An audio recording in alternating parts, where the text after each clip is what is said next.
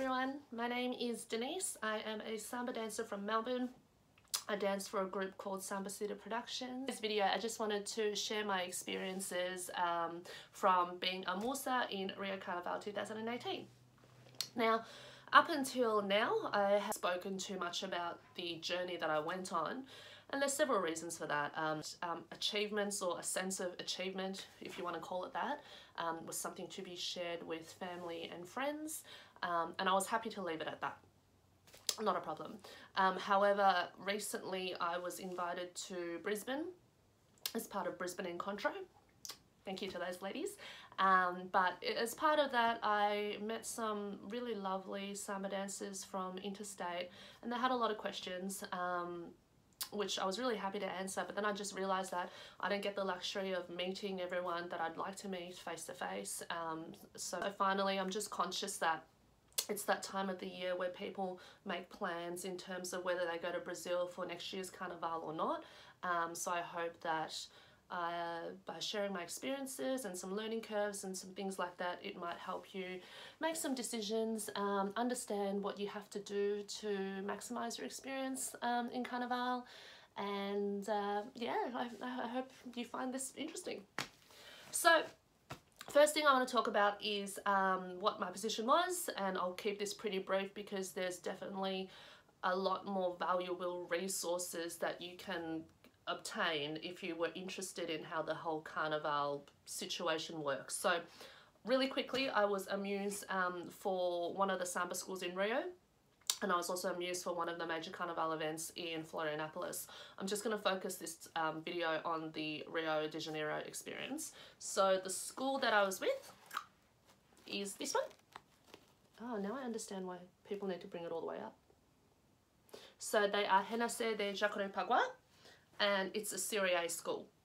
So first of all, Serie A is the league down from the special group. So special group is all the famous big schools that we probably all follow on Instagram and love all their songs. So your Mangueira, Salgueiro, Beija-Flor, São Clemente, Mocidade, like they're all special group. Group A is the league below that, and Group A schools, whoever is crowned champion of that school each year, goes into special group the next year. So a couple of things about dancing for a Group A school. Number one, I found, because I paraded for Mangueira before, so in 2014 I went with Mangueira. I was in an ala, so I was in the big costume, just walking on the floor with a big bunch of people, certainly not amused in that situation. However, I can certainly, I personally feel that being in a Group A school, I definitely got a greater sense that I was a part of a community than I did in Mangueira. So I definitely felt like a real sense of belonging a bit more in a Group A school. I mean, there's various reasons for that. It's also probably because the position I held was considered more prestigious, but I certainly really enjoyed being in a Group A situation. Group A is still in Sapucaí, it's still in the Sambadrome, so you know, I really enjoy it. Yeah, I really like the school and I really enjoy everything about that. Some pros and cons and some learning curves with my Carnival experience.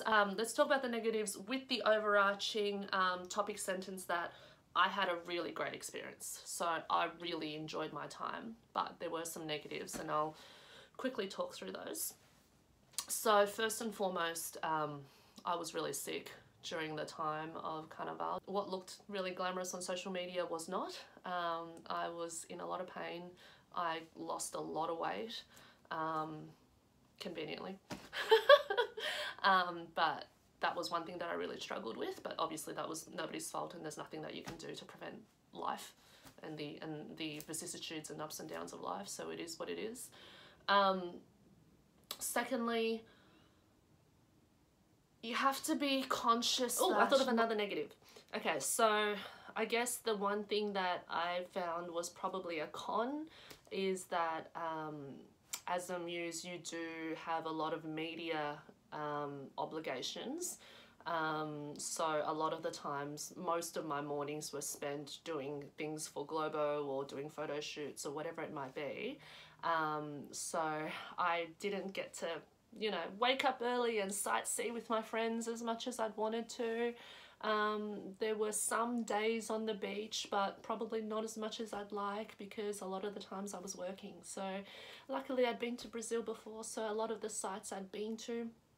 But one thing that I was pretty kind of disheartened by was I didn't get as much chill time as maybe some of the other people did. So let's move on to some of the positives. I think that as a muse, you are treated quite special, I found. So when you're rehearsing in the quadra, you are, you know, there's someone there just to say to you, be careful of the gutter. Make sure you don't dance your way into the gutter and fall over. Those who watch my videos, my dance videos, know that I fall over quite regularly. But there's someone there to make sure that you don't fall over. There's someone there to give you water. When you're on the actual Samba drome, you get a support person. So you've got someone to help you, carry your things, make sure you're okay. Yeah, you get treated pretty special, I think. The other thing also is that I found every person when I was in Brazil that I told or somehow found out that I was a muse fully embraced the fact that I was there to dance as a muse. I found that they were really welcoming, and I found that they were really proud that this little kind of gringa has travelled all the way to their country to do this thing that somehow she's passionate about. So I didn't get any sense of jealousy. I didn't get any sense of I wasn't entitled or I had to prove myself or anything like that. I really felt that they were pleasantly surprised, and they just were like, this is fantastic that you're doing this. Wow, you're from Australia and you came all the way here. Like, that's amazing. So I can only say for myself, I had a really positive experience from the local people when they found out why I was in, you know, Rio de Janiero doing what I was doing. That's for me. Another positive is the training is second to none. Whether you go to a class organised by someone else, or whether you organise your own private classes, or you attend a congress like the Brazil Samba Congress, absolutely take as much of those opportunities as you can, because that training is just amazing and definitely something to set aside some time for. The parade itself is hectic. As you all probably would have heard from plenty of people, the lights just make everything seem amazing. The energy is amazing.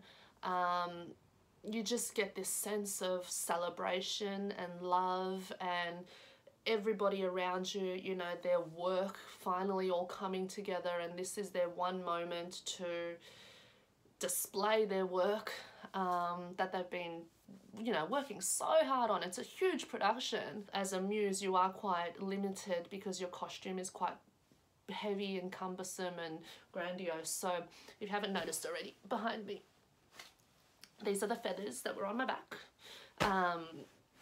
It's pretty heavy stuff, so you are limited in what you can do, and every time you move past a particular crowd to the next crowd, which is maybe 1 or 2 meters away, they're like, Samba, Samba, Samba. So you're, okay, all right, I'll show you what I got. I'm from Australia, okay.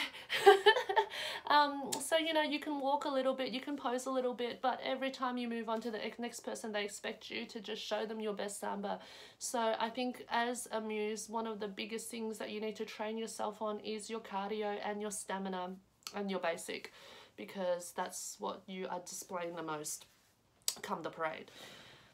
So I guess one final thing is just have a plan as to how you're going to get home from the Samba drome.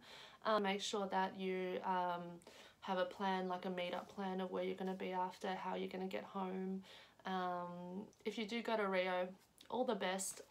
As we record this, I don't know if I'm going to go again, and that's not because I don't want to, and that's not because I didn't have a good experience. I had a fantastic experience, but you know, at some point your real life has to take precedent. So I'm still trying to decide upon that. But if you do go, I hope this video was helpful for you. If you have any questions, feel free to ask me. I'll try and answer it as best I can. And, you know, peace and love. Good luck. Thank you.